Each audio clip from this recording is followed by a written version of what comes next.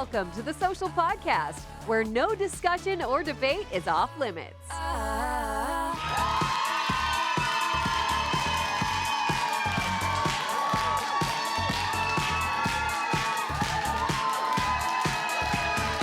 Blanche,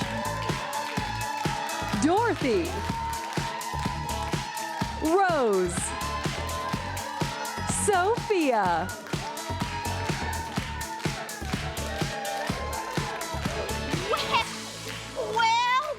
Well. And a happy Halloween to all of y'all. You need to hold on to your seats, because we're about to have as much fun as a coven of witches skinny dipping in a bubbling cauldron. I don't think I'm gonna break out of character the whole show.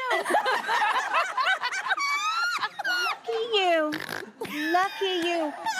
We are, my friends, paying tribute to the Golden Girls. I mean, I'm not just saying this myself. It says it in the teleprompter. We are the most iconic show of all time. And it's hard to believe looking at us, but we celebrated our 40th anniversary this year of the show. Yes. Back when my insulin level was very low, back in September of 1985, we starred as Bea Arthur, Rue McClanahan, Betty White, and Estelle Getty. Yes, and in fact, we are still beloved around the world. We sure are, yes. By the way, you can watch the whole series on Crave. Boom. All right, let's get on with this. How are you all feeling? So good. I'm channeling Dorothy. I'm feeling Dorothy. Yes. Isn't it incredible once you have on, like, when the wig and the makeup, our incredible team who put us together? What's that, Mom? And then we just, like, you came in and we saw you and you just automatically started moving. I channeled Dorothy. I know. Incredible. I know. And you keep going like this. I feel like I'm somewhere between like a Rose and like maybe Dolly Parton in 9 to 5. Yeah! I'll go either direction. Anyway, initially when we were talking about this, Melissa was not exactly on board, but she is killing it. You are Blanche. I am blown away. I just want to say, I was very hesitant to age up. And I was really fighting, but it turns out we do age like fine wine. It's amazing. The best is yet to come. Oh my God. Let's get serious for a second. Guys, it's way too much fun. It's really fun. Okay, we're gonna talk about couples costumes, okay? Couples costumes. So maybe cool for couples, but are they too intimate if you are just hanging out and doing it with a platonic friends? Okay? There's a man who wrote on Reddit that his girlfriend, she wants to dress up as a horse. It's a 2-person costume. It's with her male work colleague. It's an official Halloween party. Her boyfriend says, this is so a no. So, Blanche would like to know, is this horsing around going too far? Yeah. Well, Blanche, I'll meet you with that. Okay, so at first, I don't even know what character I am right now. I'm gonna be Andrea. Okay, so at first I was like, I think this boyfriend's just being a little bit of a stick in the mud. It's Halloween, let people have fun. And then I remembered this Forbes article that I read, and the statistics were not good for the office romance. Listen to this, over 60% of adults have had a workplace romance. That's more than half of you who are watching right now have dipped your pen in the company ink, right? Now, so 43% of those workplace romances led to marriage, which is, not too bad. But 40% of those romances involve cheating on your existing partner. So while it's all fun and games for him to be playing the backside of a horse. But what if he's the front? It still doesn't, then she's up his rear. Whatever it is, where there's smoke, there's fire. So now I understand I'm on the boyfriend side. This is a no-go. Really? No-go, yeah. a little too, I don't know. Don't you feel like nothing says romance inside a sweaty horse costume? Like, that's garbage, no? Nah. I think about it depends on the position, like, you know? Yeah. I think if I would be upset if, like, Jason was with someone at work and, like, who's in the position of, like, the one who's got their face up the Huggenkogel? Yes. Right? Who's going there? One's getting all the glory and the other one's getting all the gas. Yeah. Perhaps if they were doing something a little bit more platonic, like Ernie and Bert. Yeah. Lisa and Bart. I'm on. Something that makes more sense, where it's like, yeah, it's platonic, but you're right, it's the proximity to each other's business. That's the problem. Yeah, that is the horse calling. Leave the horses alone. There you go. That's what I would like to say. Listen, this is far too intimate. When you're breathing the same air, you're in the same costume. Couples' costumes are so cute. I've done a million of them over the years. But there needs to be, you have to play. Just like we're playing with each other. We're close, we have to play. And it's too easy to cross the line. It's too easy. Maybe you're right, because you're in character. Yes. So then you can play a character like if you were Ernie and character. Bert. I'm just saying, you know. What are you saying about Ernie and Bert, Well, Mom? didn't they love each other? Didn't we decide that Ernie and Bert loved each other? I did. Yes, I think so. Is this public knowledge? I think it is. It's the cover of the New Yorker. They had, That's right. When gay marriage became legal, they had Ernie and Bert on the That's cover. right. Yeah.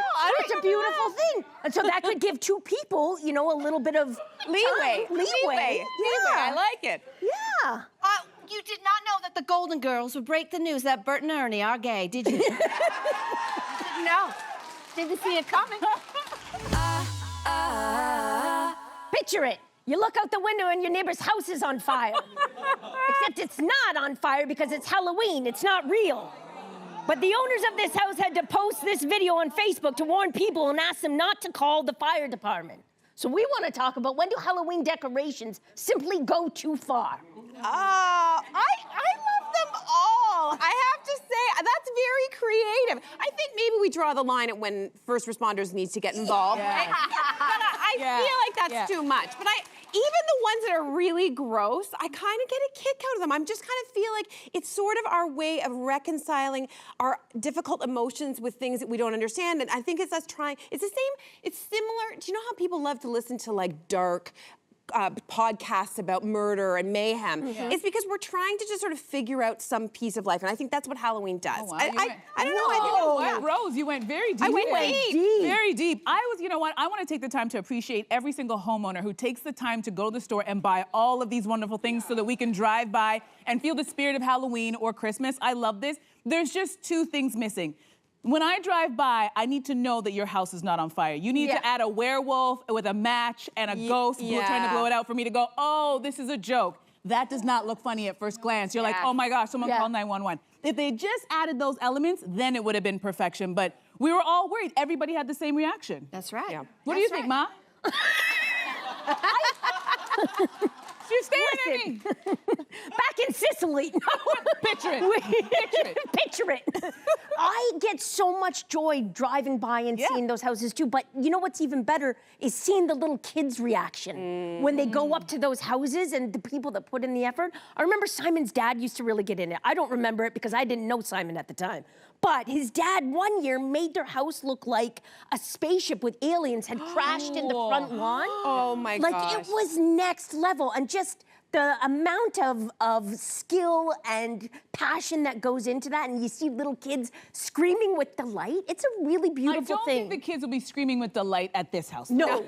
Something tells me the children will not enjoy that one. The guy even said every time that someone does call 911, the fire department, even though they know the situation with this house, they still have to go because what if? What So if? that's our tax dollars, right? You know? Yeah, we're not paying for that. That's right. Let's move on. Let's move on. Yeah. All right, so, please, if you think those decorations go too far, how about a middle-aged woman dressed as a Taylor Swift showgirl?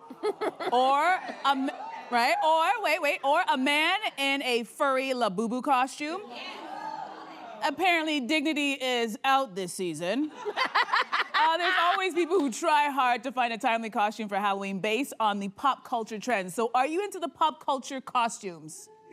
So do we have any here? No? You guys like them? You don't like them? What do you guys think? Listen, look at this audience. They are pop culture. You're doing it right now. I do love it. Listen, I love a pop culture moment. I think that's what Halloween is for. I think for me, the really, I don't know if it's really a challenge, is like, you gotta do it well. Like right now, we know K-pop Demon Hunters is everywhere. And I think it's so much joy. Yeah. But you know, like, if you're a real fan, like, do it well if you can. Look at us with a hair and a makeup team behind the wall. Yeah, sure. It's true. It's a little privilege to say I quite enjoy it. I'm not one to toot my own Vahoogan-Lugan, but I'm gonna toot away. And I think the Golden Girls was the absolute right choice for Best pop culture. Perfect. Yeah, we're doing timing. People have forgotten, and we've been rewatching clips of the show, and they got away with so much spicy language. Yeah. It was so ahead of its time. Social issues, all those things. So I think the resurrection of this show is so timely and important. Yay. I think it is too. Yeah.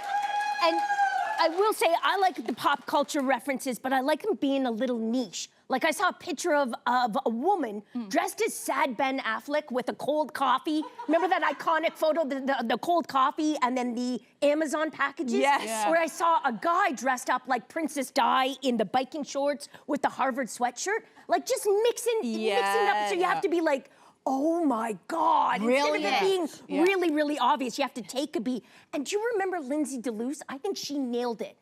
I think it was last year. Oh, she went as Ray Gunn, the Australian break dancer. Look at her. Just enough time had passed, so you kind of forgot about her, you know? And then all of a sudden, she comes back out.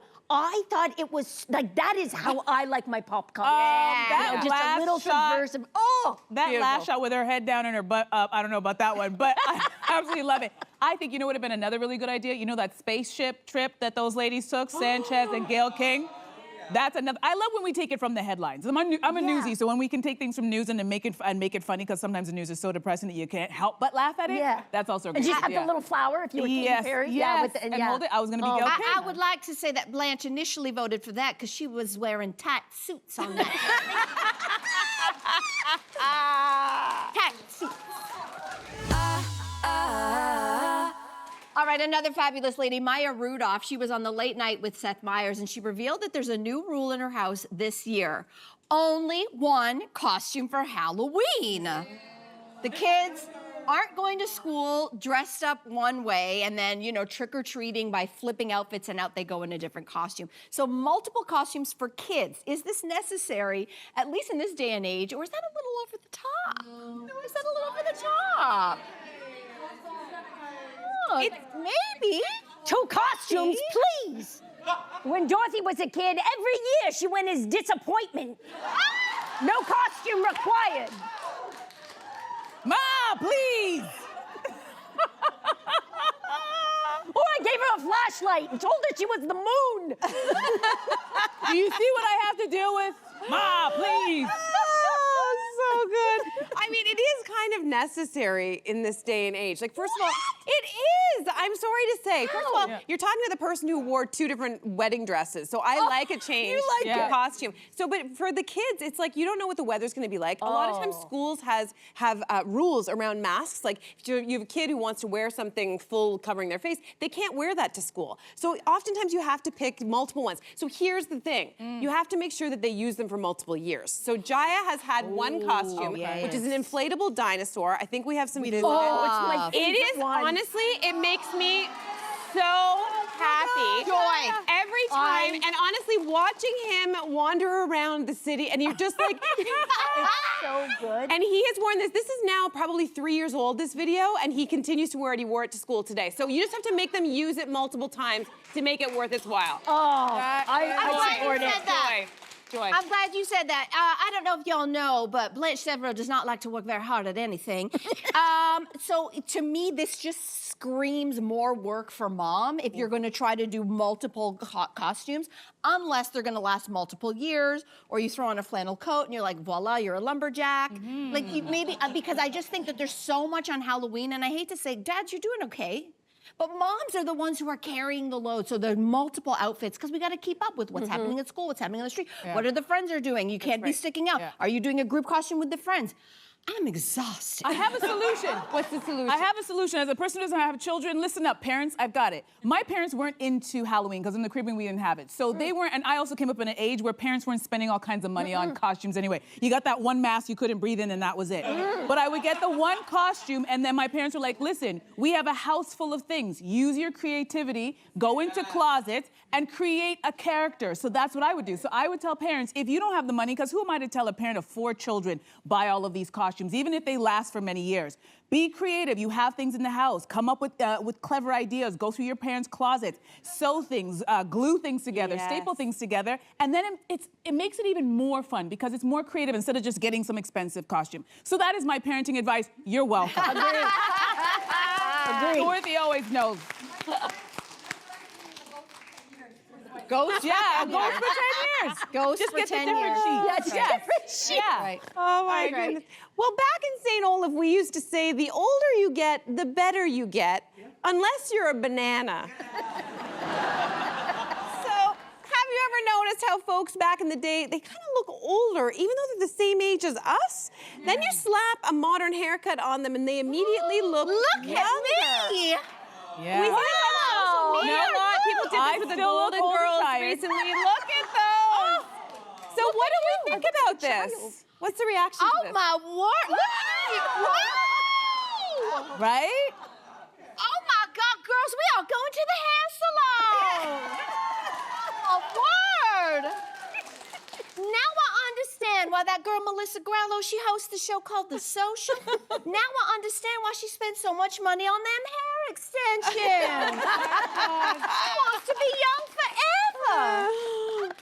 We don't even know what to say to you right now. It's like Rue McClanahan has entered your body and we're all like this, like, I'm sorry, where's Melissa?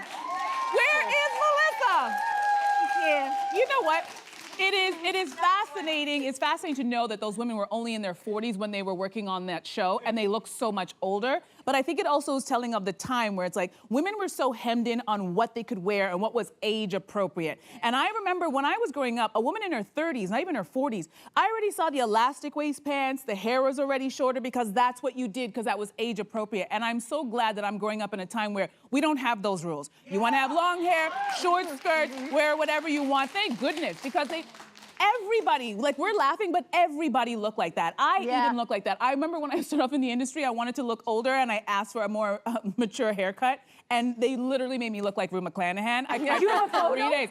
Burn those photos, honey. Are you kidding love me? to see It that. was Right, a but it was- requisite thing, though. I remember as a kid, like going through, and it was like there were women who got married and they had a certain hairstyle, and then after they had kids, it was like a requisite thing. You had to cut off all your hair, like some unspoken rule. And I don't know what that was about because I feel like this hair has not come back into style again.